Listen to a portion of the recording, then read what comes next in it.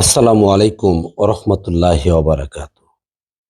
ইসলাম শান্তি, শান্তি মানুষের জন্য, আর মানুষ মানে নরনারী।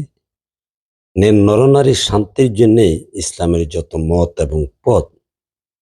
তো বিশেষ করে নারী পুরুষের সহাবস্থান এবং নারী পুরুষের সহবাসের মধ্যে আল্লাহ প্রদত্ত কিংবা ঐশী ইবাদত বন্দেগী।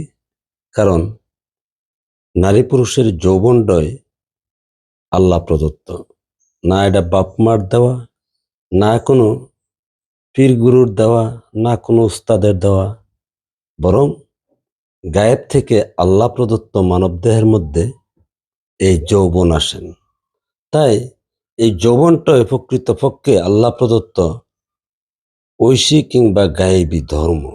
প্রকৃতপক্ষে এটাই ধর্ম, আর এই ধর্মের ইবাদত বন্দিগির জন্যেই মানব জীবনের যত কিছু সাজানো। তো এখন আসুন, আজকে আমরা জানি যে কে কার সাথে এই সহবাস কিংবা এই আল্লাহ প্রদত্ত নিদর্শনের নামাজ আদায় করতে পারেন। তো সর্বপ্রথম সূরা নিসার 24 নম্বর আয়াতে দেখেন, এখানে বলা হয়েছে স্ত্রী ছাড়া যাদের ডাইন হাতের মালিকানাধীন আছেন তাদের সাথে কোনো অন্যায় নেই, বা তাদের সাথে সহবাস করা বা তাদের সাথে সম্পর্ক করা বৈধ।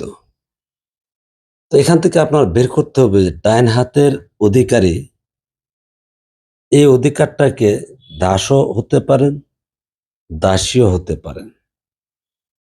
দাস যদি হয় তাহলে নারীর ডাইন হাতের অধিকারে যিনি আছেন সেই পুরুষ নারীর দাস, আর পুরুষের ডাইন হাতের অধীনস্থ যে নারী আছেন সে দাসী।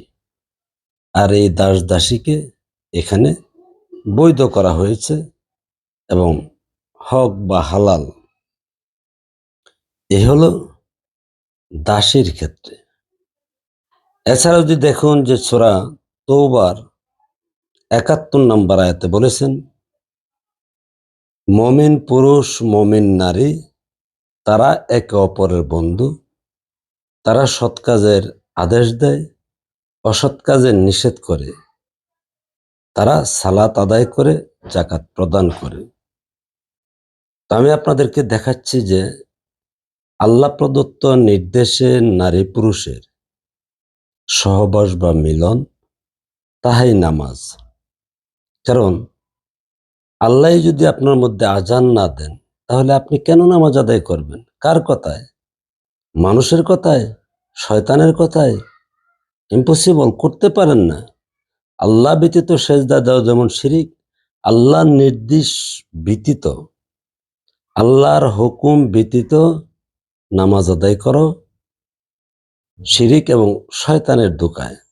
কারণ শয়তান আল্লাহর কাছ থেকে প্রতিজ্ঞা করে এসেছেন যে বাড়িয়ালাহে, তোমার বান্দা কিভাবে তোমাকে মান্য করে সেটা আমি দেখব।